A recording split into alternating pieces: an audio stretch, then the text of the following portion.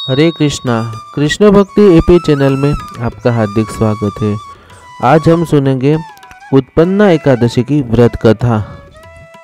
भविष्य पुराण के अनुसार उत्पत्ति एकादशी का व्रत हेमंत ऋतु में मार्गशीर्ष मास के कृष्ण पक्ष गुजरात महाराष्ट्र के अनुसार कार्तिक को करना चाहिए। इसकी कथा इस प्रकार है। युधिष्ठिर ने भगवान श्री कृष्ण से पूछा, भगवान, पुण्यमय एकादशी तिथि कैसे उत्पन्न हुई? इस संसार में वह क्यों पवित्र मानी गई तथा देवताओं को कैसे प्रिय हुई? श्री भगवान बोले, कुंती नंदन, प्राचीन समय की बात है। सतयुग में मूर नामक दानव रहता था। वह बड़ा ही अद्भुत, अत्यंत रौद्र तथा संपूर्ण देवताओं के लिए भयंकर था। उस काल रूपधारी दुरात्मा महासुर ने इंद्र को भी जीत लिया था।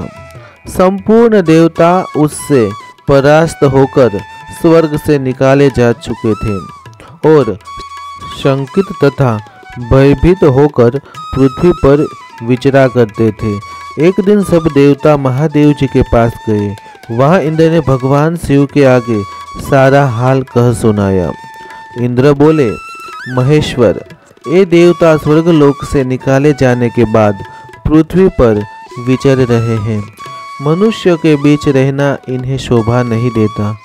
देव, कोई उपाय बताइए, देवता किसका सहारा ले?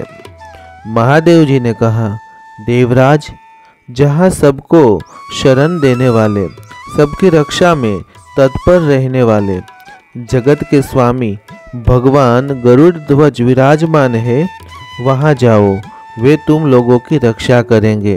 भगवान श्री कृष्ण कहते हैं, युधिष्ठिर, महादेव जी की यह बात सुनकर परम बुद्धिमान देवराज इंद्र संपूर्ण देवताओं के साथ क्षीर सागर में गए, जहाँ भगवान गदाधर सो रहे थे।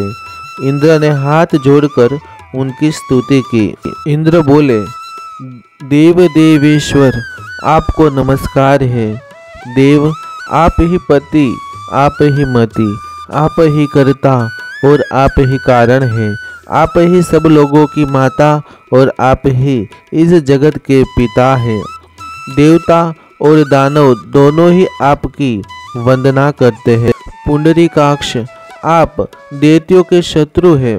मधुसूदन, हम लोगों की रक्षा कीजिए। प्रभु जगन्नाथ, अत्यंत उग्र स्वभाव वाले महाबली मूर नामक दैत्य ने इन संपूर्ण देवताओं को जीतकर स्वर्ग से बाहर निकाल दिया है। भगवान देवेश्वर, शरणागत वत्सल, देवता भयभीत होकर आपकी शरण में आए हैं। दानवों का विनाश करने वाले कमल नयन, भक्त वत्सल, देव देवेश्वर जनार्दन, हमारी रक्षा कीजिए, रक्षा कीजिए। भगवान, शरण में आए हुए देवताओं की सहायता कीजिए। इंद्र की बात सुनकर भगवान विष्णु बोले, देवराज, यह दानव कैसा है? उसका रूप और बल कैसा है तथा उस दुष्ट के रहने का स्थान कहाँ है? इंद्र बोले, देवेश्वर, पूर्व काल में ब्रह्मा जी के वंश में तारधंग नामक एक महान असुर उत्पन्न हुआ था, जो अत्यंत भयंकर था। उसका पुत्र मूर दानव के नाम से विख्यात है। वह भी अत्यंत उत्कृष्ट, महापराक्रमी और देवताओं के लिए भयंकर है। चंद्रावती नाम से प्रसिद्ध एक नगरी है, उसी में स्थान बनाकर वह निवास करता है। उस दैत्य ने समस्त देवताओं को परास्त करके उन्हें स्वर्गलोक से बाहर कर दिया है। उसने एक दूसरे ही इंद्र को स्वर्ग के सिंहासन पर बैठाया है। अग्नि, चंद्रमा, सूर्य, वायु तथा वरुण भी उसने दूसरे ही बनाए हैं। जनार्दन, मैं सच्ची बात बता रहा हूँ, उसने सब कोई दूसरे ही कर लिए हैं। देवताओं को तो उसने के प्रत्येक स्थान से वंचित कर दिया है। इंद्र की यह बात सुनकर भगवान जनार्दन को बड़ा क्रोध आया।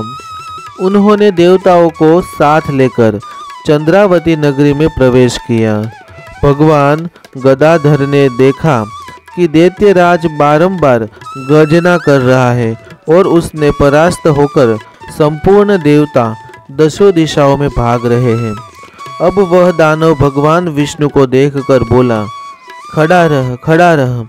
उसकी यह ललकार सुनकर भगवान के नेत्र क्रोध से लाल हो गए।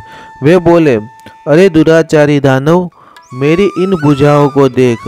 यह कहकर शिव विष्णु ने अपने दिव्य बाणों से सामने आए हुए दुष्ट दानवों को मारना आरंभ किया। दानव भय से विह्वल हो उठे। पांडुनंदन, तत्पश्चात शिव विष्णु ने दैत्य सेना पर चक्र का प्रहार किया। उसने छिन्न भिन्न होकर सैकड़ों योद्धा मौत के मुख में चले गए। इसके बाद भगवान मधुसूदन बद्रिकाश्रम को चले गए। वहाँ सिंहावती नाम की गुफा थी जो 12 योजन लंबी थी। पांडुनंदन, उस गुफा में एक ही दरवाजा था।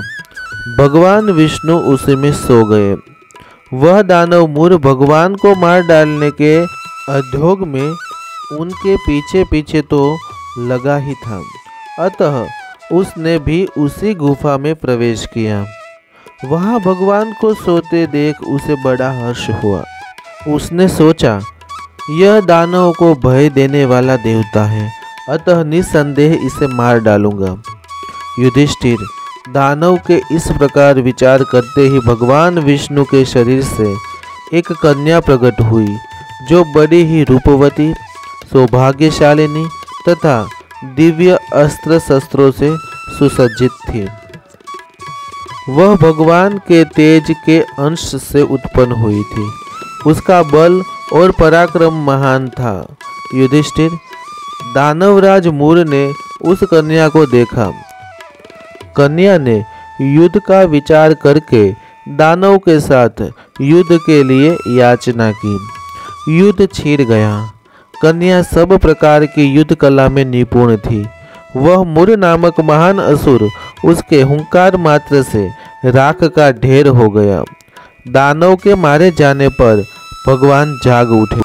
उन्होंने दानव को धरती पर इस प्रकार निष्प्राण पड़ा देखकर कन्या से पूछा, मेरा यह शत्रु अत्यंत उग्र और भयंकर था, किसने इसका वध किया है?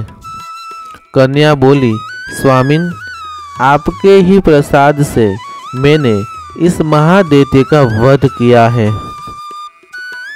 श्री भगवान ने कहा, कल्याणी, तुम्हारे इस कर्म से तीनों लोगों के मुनि और देवता आनंदित हुए हैं, अतः तुम्हारे मन में जैसी इच्छा हो उसके अनुसार मुझसे कोई वर मांग लो। देव दुर्लभ होने पर भी वह वर मैं तुम्हें दूंगा, इसमें तनिक भी संदेह नहीं है। वह कन्या साक्षात एकादशी ही थी। उसने कहा, प्रभो, यदि आप प्रसन्न हैं तो मैं आपकी कृपा से सब तीर्थों में प्रधान, समस्त विघ्नों का नाश करने वाली तथा सब प्रकार की सिद्धि देने वाली हो। जनार्दन, जो लोग आप में भक्ति रखते हुए मेरे दिन को उपवास करेंगे उन्हें सब प्रकार की सिद्धि प्राप्त हो। माधव, जो लोग उपवास, नक्त भोजन अथवा एक भुक्त करके मेरे व्रत का पालन करें उन्हें आप धन, धर्म और मोक्ष प्रदान कीजिए। श्री विष्णु बोले, कल्याणी, तुम जो कुछ कहती हो वह सब पूर्ण होगा।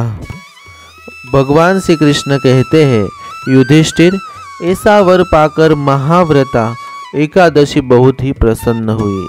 दोनों पक्षों की एकादशी समान रूप से कल्याण करने वाली है। इसमें शुक्ल और कृष्ण का भेद नहीं करना चाहिए।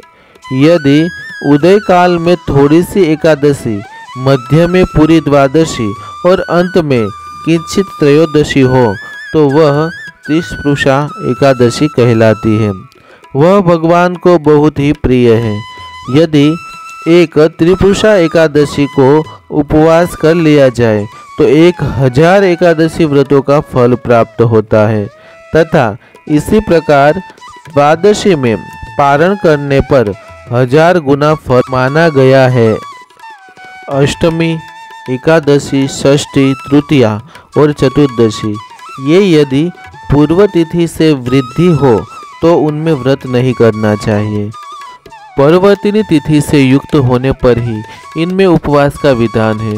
पहले दिन में और रात में भी एकादशी हो तथा दूसरे दिन में केवल प्रातःकाल एकदंड एकादशी रहे तो पहली तिथि का परित्याग करके दूसरे दिन की द्वादशी युक्त एकादशी को ही उपवास करना चाहिए। यह विधि मैंने दोनों पक्षों की एकादशी के लिए बताई है।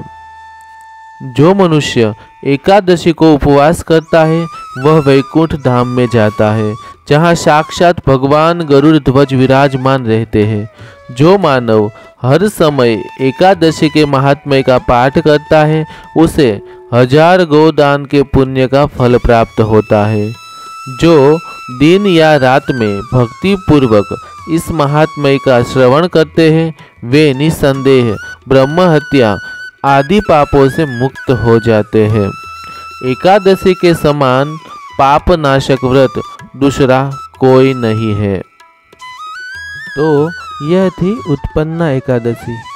ऐसी ही कथाएं सुनने के लिए आप मेरी चैनल कृष्ण भक्ति एपी को लाइक कीजिए, शेयर कीजिए और सब्सक्राइब कीजिए। हरे कृष्णा।